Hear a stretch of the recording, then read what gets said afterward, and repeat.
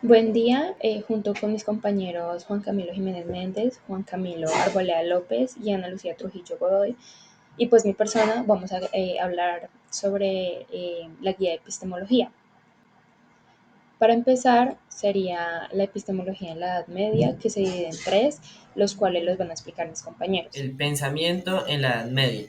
Durante la Edad Media, el nominalismo de Guillermo Ockham fue un movimiento filosófico que se centró en la crítica de la metafísica aristotélica. Ockham sostenía que solo las cosas individuales existen y que las categorías universales son solo conceptos humanos. Esta posición llevó una mayor atención a la experiencia individual y a la crítica a la autoridad establecida.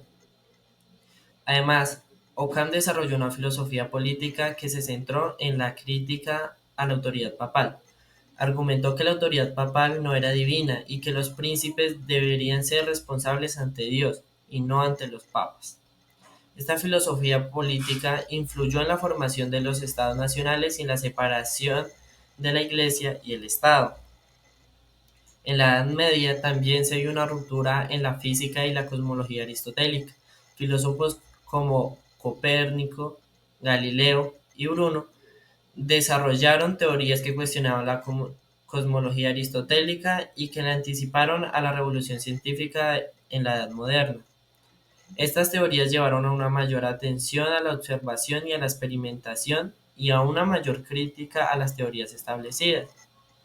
Durante la Edad Media también se desarrollaron teorías estéticas que se centraron en la belleza y la armonía. Filósofos como Ficino y Alberti desarrollaron teorías sobre la belleza y la armonía y se centraron en la importancia de la razón y la experiencia en la comprensión de belleza. Estas teorías estéticas influyeron en el desarrollo del arte y la arquitectura en la Edad Media. El pensamiento en la Edad Moderna. El Renacimiento vio un cambio en el paradigma aristotélico con la, con la reparación de la cultura clásica y la cultura de las teorías aristotélicas. Filósofos como Maquiavelo y Descartes desarrollaron teorías que cuestionaron las teorías aristotélicas y anticiparon la revolución científica. Este cambio en el paradigma aristotélico llevó a una mayor atención a la observación y a la experimentación y a una mayor crítica a las teorías establecidas.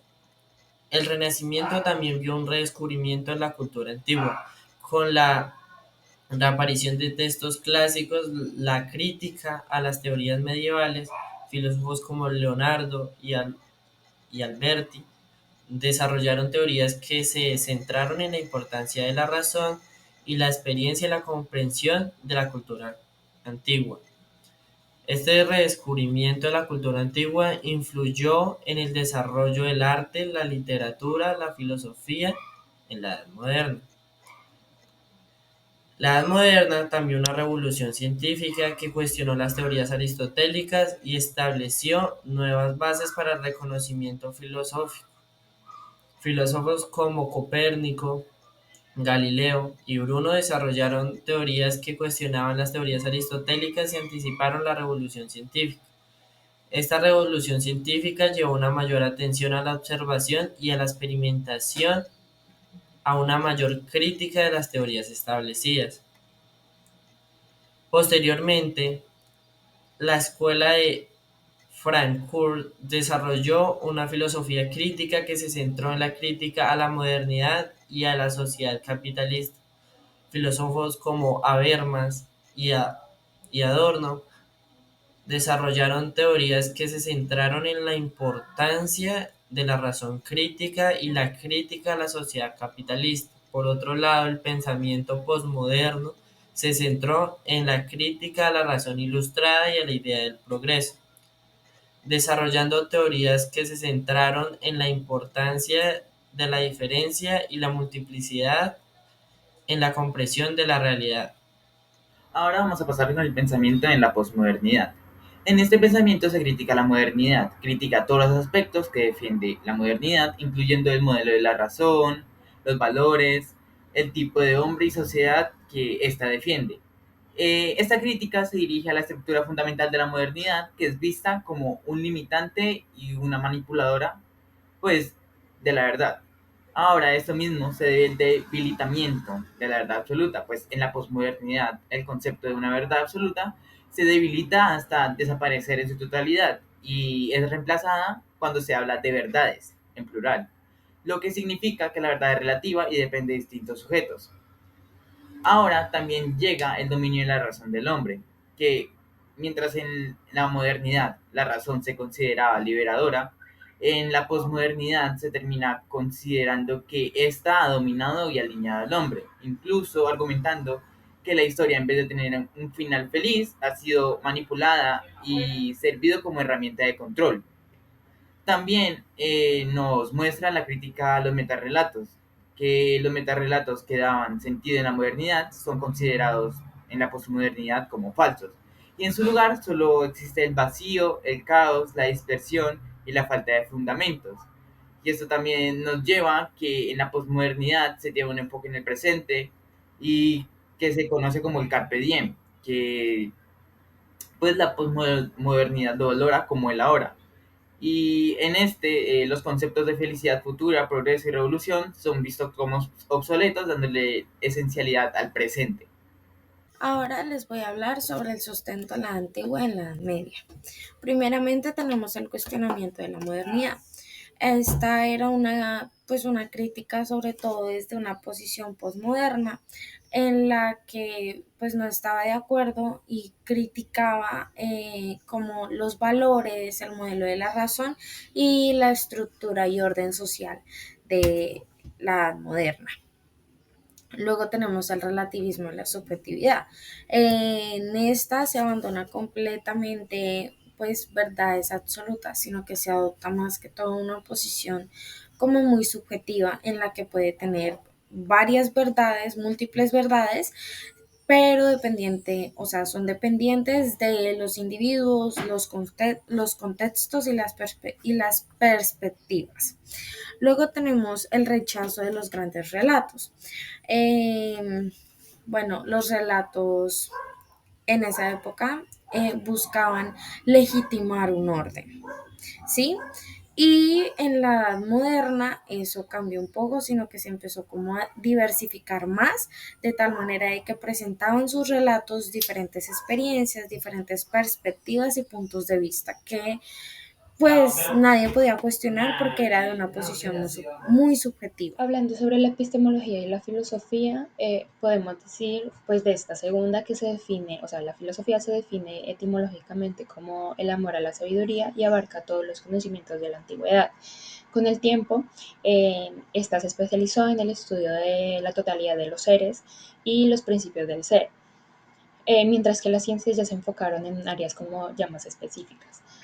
La filosofía busca una concepción unificada del mundo y una explicación racional del universo.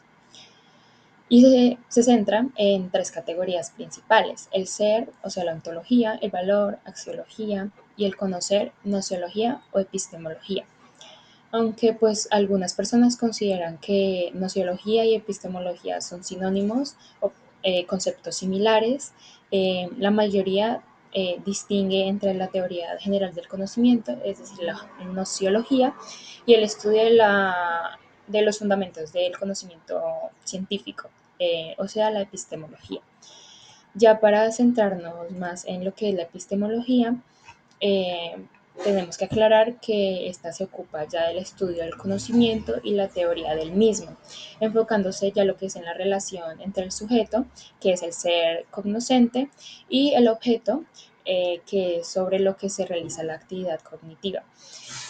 Sabemos que a lo largo de la historia ha habido un interés muy creciente en la epistemología, especialmente, o bueno, empezó desde el siglo XIX. Debido a esto se mencionan puntos de vista filosóficos sobre el conocimiento. Como primero tenemos Georgias, que fue un sofista, el cual cuestionó la posibilidad del conocimiento objetivo y promovió el relativismo, donde la verdad es subjetiva, personal y totalmente individual. Eh, Como segundo tenemos que Platón y Aristóteles afirmaron la existencia de formas naturales y eternas, o sea, las ideas, y que es posible tener conocimiento exacto y cierto sobre estas. Como tercero tenemos que Tomás de Aquino trató de conciliar la razón con la fe y restableció la confianza en el conocimiento pues racional.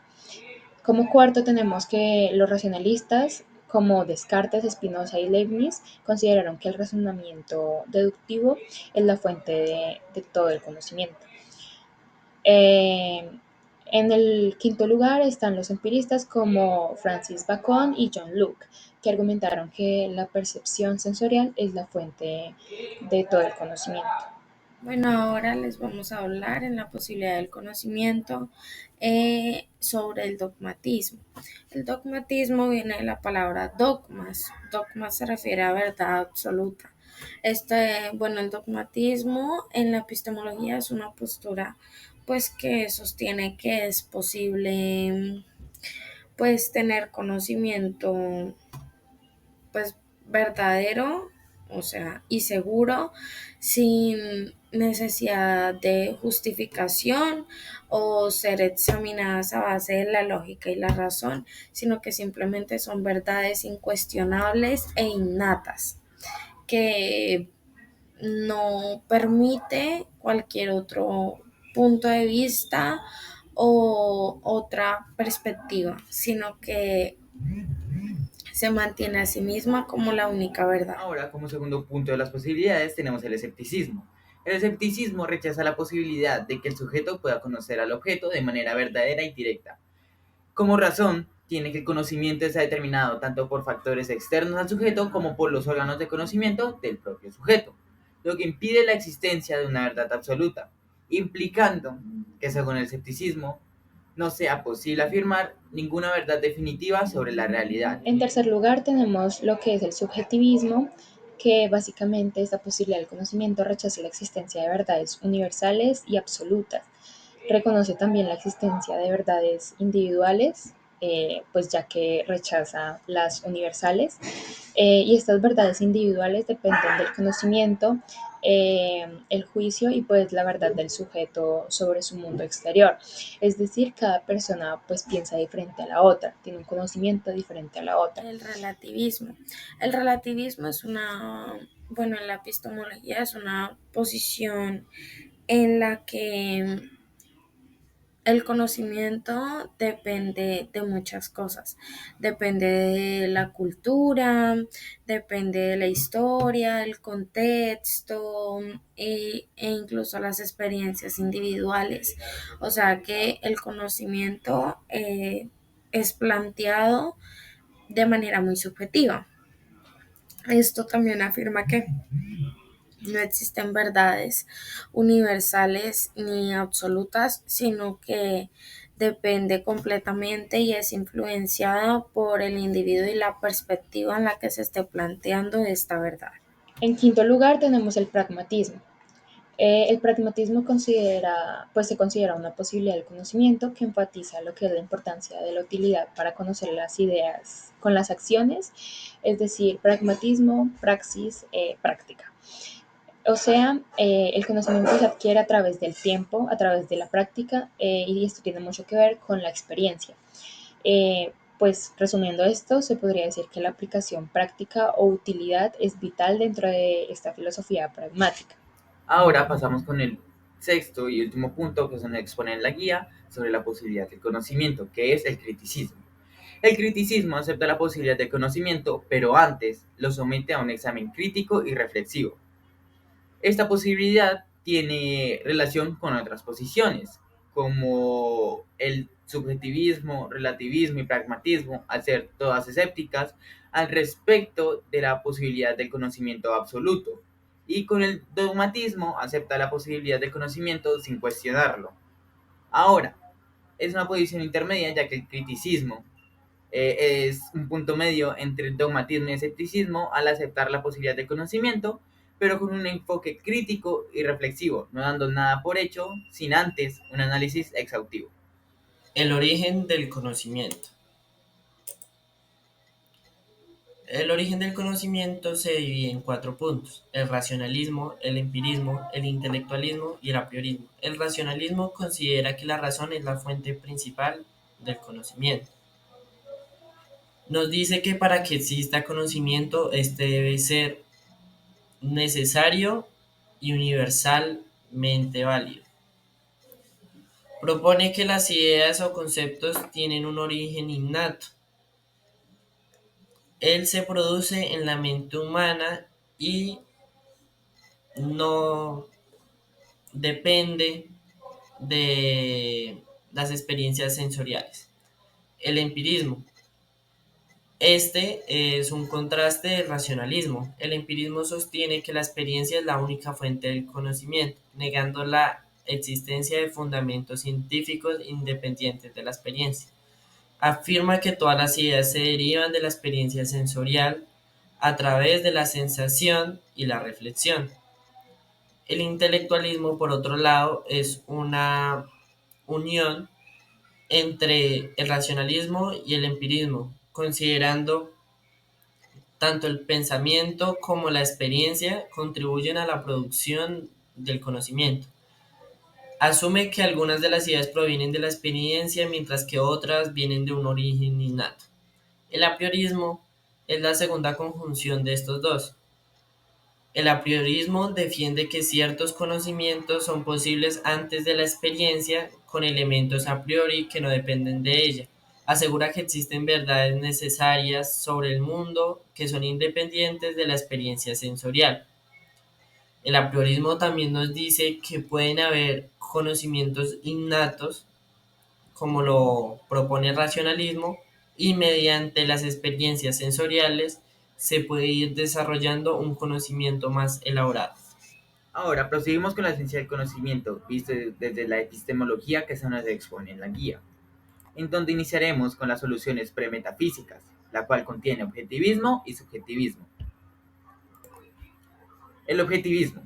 El objetivismo sostiene que el objeto determina al sujeto en la relación entre ambos. Eso significa que el conocimiento y las propiedades del sujeto están regidos por las características del objeto, implicando que el sujeto toma y reproduce las propiedades del objeto, siendo influenciado principalmente por este mismo.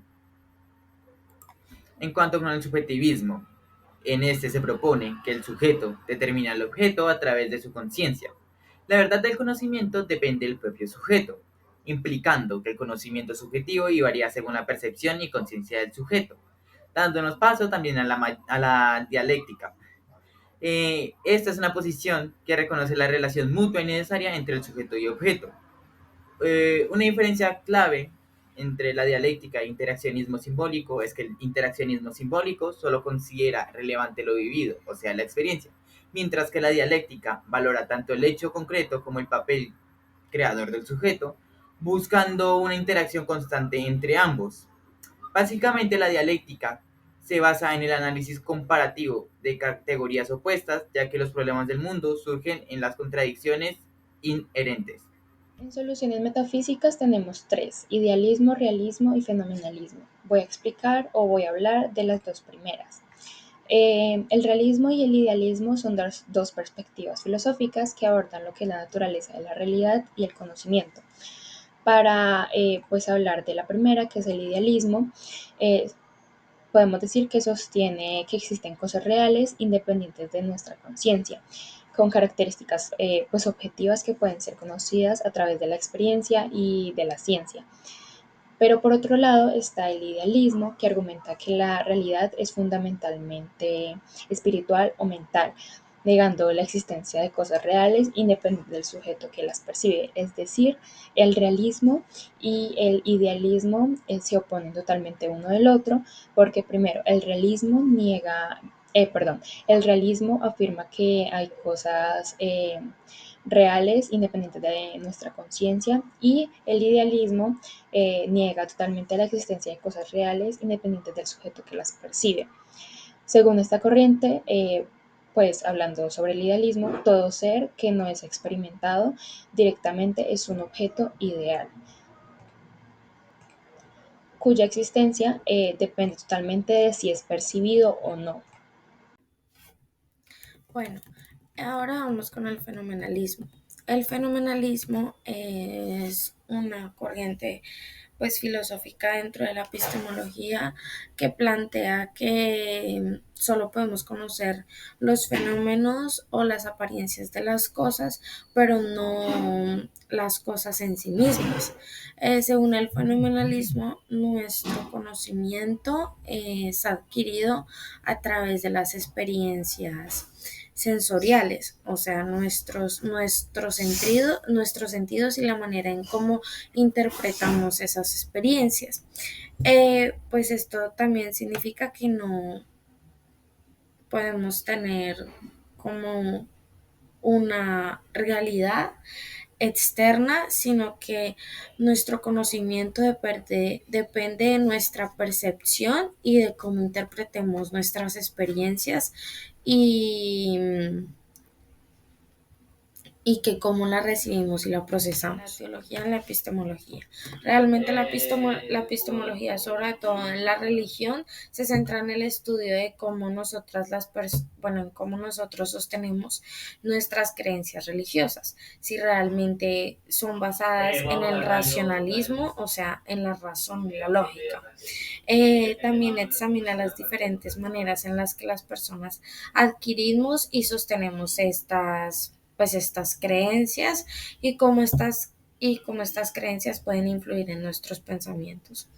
Luego tenemos la crítica a la teología. La crítica a la teología se basa, pues argumenta que la teología como tal no plantea una verdad, sino que solo plantea suposiciones que no son verificables, o sea, pueden o no ser verdaderas, y no proporciona pruebas para respaldar estas afirmaciones, sino que se basa más desde una perspectiva subjetiva. Luego tenemos la teología, también se considera sobre todo en el teísmo cristiano, se basa en la fe. Entonces es como una contraposición al conocimiento objetivo basado en la evidencia empírica.